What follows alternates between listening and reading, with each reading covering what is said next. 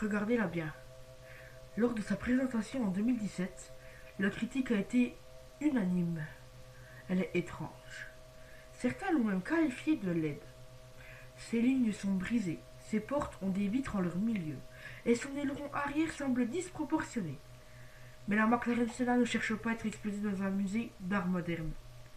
Elle a été dessinée par le vent, sculptée par la physique et construite pour une seule chose, détruire les chronos sur circuit.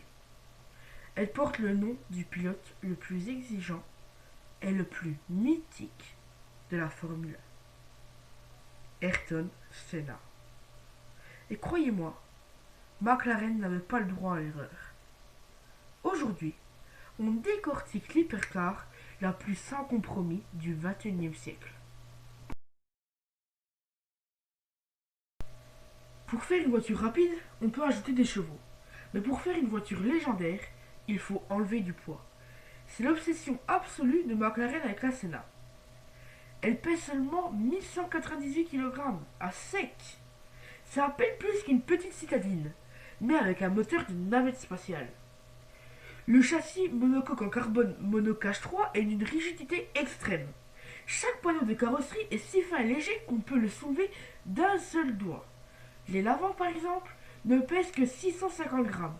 C'est si peu pour une aile avant d'une voiture.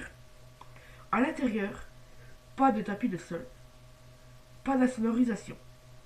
Les sièges baquets en carbone pèsent à peine plus de 3 kg chacun. Même les vérins qui maintiennent les portes dièdres ouvertes ont été miniaturisés pour économiser quelques grammes. Si le design de la Senna est si torturé, c'est parce que chaque entrée d'air, chaque angle, chaque fente a une fonction technique. L'air ne glisse pas sur la Senna, il la traverse et la plaque au sol. L'élément central, c'est cet aileron arrière hydraulique gigantesque. Elle pèse moins de 5 kg, mais il peut supporter des centaines de kilos de pression. Il s'ajuste en permanence en fonction de votre vitesse et de l'angle du volant. Il fait aussi office d'aérofrein. Lorsque vous écrasez les freins à haute vitesse, l'aileron se dresse à la verticale pour faire barrage à l'air. À l'avant, des volets aérodynamiques actifs cachés dans les écopes s'ouvrent et se ferment automatiquement. Le résultat, à 250 km/h, la Senna génère 800 kg d'appui aérodynamique. Elle ne roule pas sur la piste, elle y est ventousée.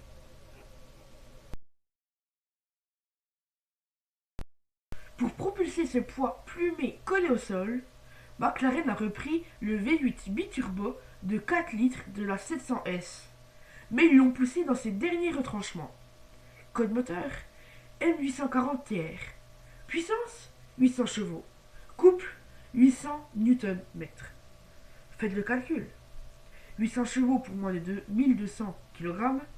Le rapport poids-puissance est tout simplement ahurissant. Le 0 à 100 km/h est battu en 2,8 secondes. Le 0 à 200 km/h 6,8 secondes.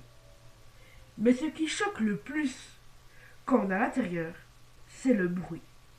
Comme le moteur est boulonné directement sur le châssis en carbone, chaque vibration, chaque explosion dans les cylindres résonne directement dans votre colonne vertébrale. Les 3 sorties d'échappement en titane et Inconel pointent vers le haut pour envoyer la symphonie mécanique directement sous l'aileron arrière. C'est assourdissant, c'est violent, c'est parfait.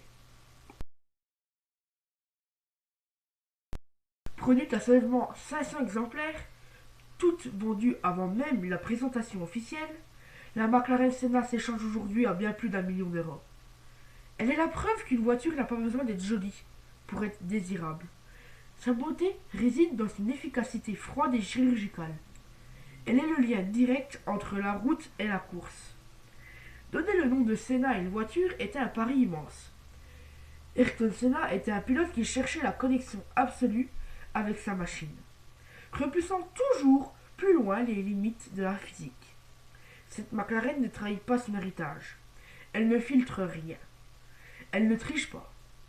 Elle vous offre la vitesse dans sa forme la plus brute et la plus honnête. Si vous avez le courage de la pousser dans ses retranchements, elle vous fera comprendre pourquoi, parfois, la fonction doit l'emporter sur la forme. Un immense merci d'avoir suivi cette vidéo sur cette œuvre d'art de l'ingénierie britannique. Et vous, qu'est-ce que vous en pensez? Est-ce que vous la trouvez magnifiquement radicale ou simplement trop étrange? La section commentaires vous attend. Lâchez un pouce bleu si vous avez vibré au son du V8. Abonnez-vous. On se retrouve très vite pour une prochaine hypercar. Prenez soin de vous. Ciao.